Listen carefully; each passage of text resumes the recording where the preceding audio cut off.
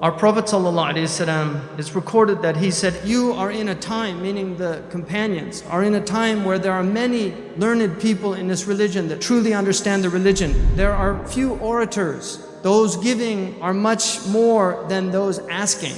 Action in this time is better than knowledge.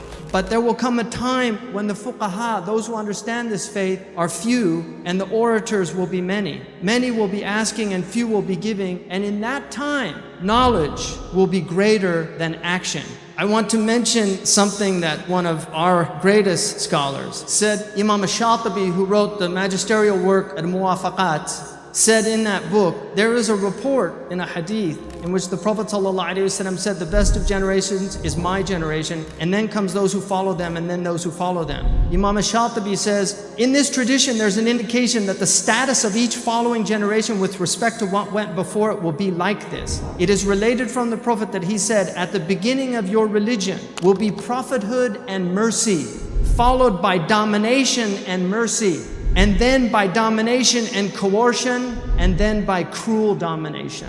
And then Imam Shatibi says, this is not possible unless good becomes scarce, when evil competes with it, gradually gaining ground. What we are discussing is included under this absolute meaning, the creeping villainy that Kierkegaard mentions, that is so undiscernible when it first emerges and yet continues to creep until villainy becomes a norm. He says, there is no year that is followed except by one that is more evil. I did not say that it rained more in the previous year, or that there was more fertility in one year than the other, or that one ruler was better in one year compared to another. Rather, I mean by it the disappearance of the best among you, the disappearance of your scholars. Finally, a group will rise up who will settle things according to their personal views, thus attempting to demolish Islam and defiling it. In another hadith, the Prophet said, knowledge will be snatched away by the taking away of scholars along with their knowledge, leaving behind ignorant people who will be asked to settle matters, and they will do so on the basis of their personal views, thus being misguided and misguiding others. The Prophet ﷺ said, Islam began as a strange thing, and it will revert to the estrangement with which it began. Blessed be the strangers. It was said, who are those strangers, O Messenger of God? And he said, ﷺ, they will be the strangers from all the various clans. In one narration they said, they are those who set matters right when things go wrong with the people. It is related that Abu Idris al-Khawlani said, Islam is bare with the people attached to it, but it will be torn away thread by thread. In other words, Islam is a naked thing, and it's the beauty of the people that adorn its nakedness. If you strip away those beautiful people, you leave it naked. We're living in a time where people associate Boko Haram with Islam. We're living a time when people don't think of Imam al-Ghazali or Fakhruddin or Razi or all of these great giants that went before us. They think of ignorant people, and too many people believe that this is Islam. There is a